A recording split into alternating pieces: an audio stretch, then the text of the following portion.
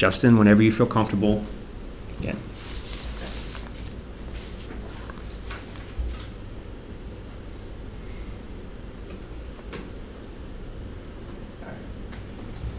Many of you either don't know or don't care about the lockout situation, but if you're like me, you're a little curious about what's really going on. I'm going to talk about the NFL lockout and the effects it has on everyone. Everybody likes to watch their team on Sundays, or mostly everyone, and a lockout could mean a potential year off from football. My knowledge of the NFL and the lockout come from my personal research and my past years of obsession with fantasy football.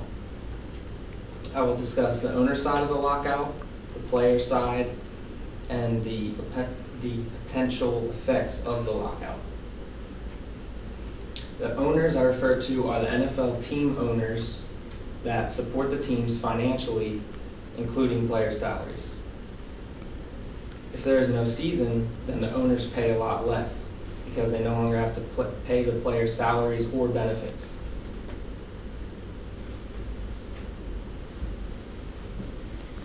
This leaves some players hanging and looking for other work.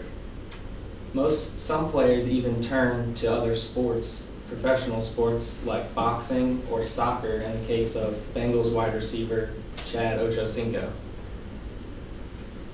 They also want to add 2 games onto the season, basically for more money.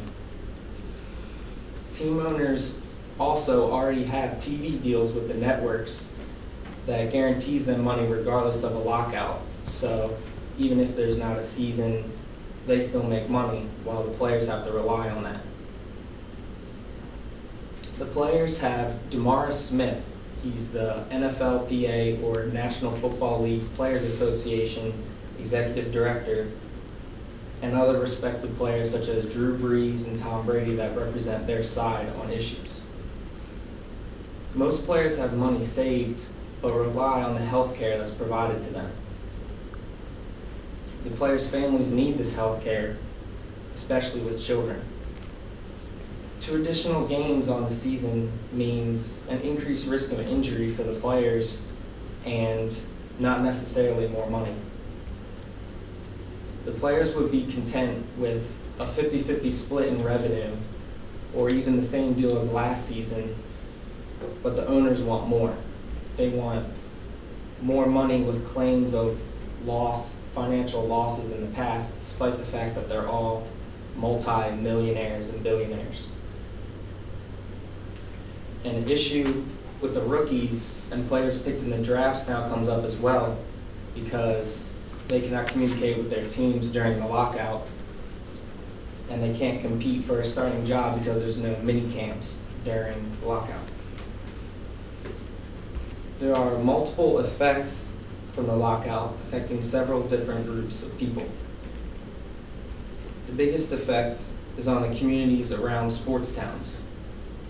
There could be an estimated loss of $160 million in revenue from each city with a team. All this comes from game days and the increased population throughout the cities on those days. Also, a possible 115,000 jobs could be affected from the lockout, according to NFLlockout.com. The largest group affected, of course, is us, the fans, who could miss out on a whole season of football, which could even increase crime, according to NFL veteran Ray Lewis of the Ravens, who recently talked in an interview on ESPN.